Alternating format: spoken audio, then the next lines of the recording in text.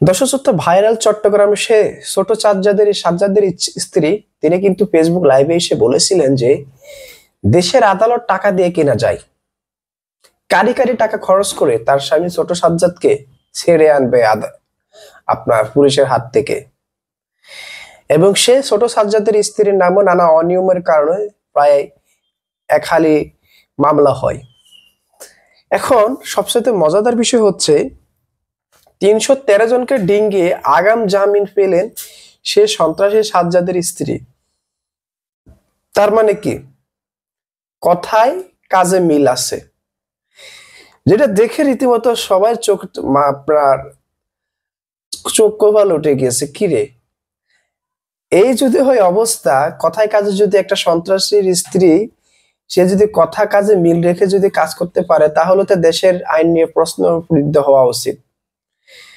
যখন সে এই লাইভটি করে পুরো রীতিমতো ভাইরাল হয়ে যায় সোশ্যাল মিডিয়ার মাধ্যমে, যে বাংলাদেশের আইন এতই সস্তা যে খুনিরা এভাবে গ্রেপ্তার হওয়ার পরে কারি কারি টাকা দিয়ে তাদেরকে ছাড়িয়ে আনা যায়।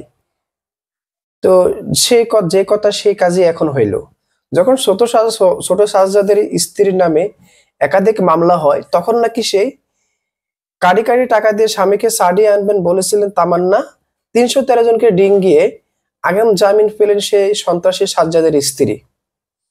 ৩১৩ জনকে বাদ দিয়ে আগে তাকে জামিন দেওয়া হয়েছে।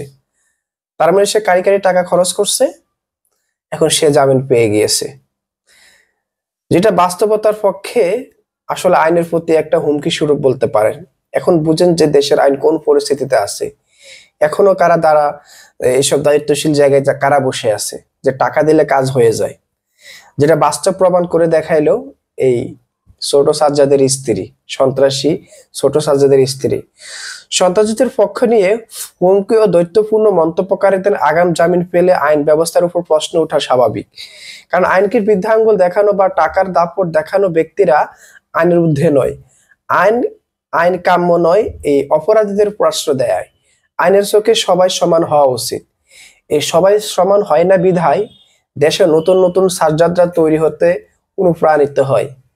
যেহেতু টাকা খরচ করে অপরাধ থেকে আপনার নিজেকে সাধু বানানো যায়, তো সেক্ষেত্রে তো অপরাধীদের তৈরি হতে তো আর কোনো সমস্যা নেই। এই পরিস্থিতি বা এই নিয়ম কানুন গুলো চেঞ্জ হওয়া উচিত, যে আইনের ক্ষেত্রে সবাই সমান থাকতে হবে, টাকা দিয়েও যেন আইন কিনা না যায়।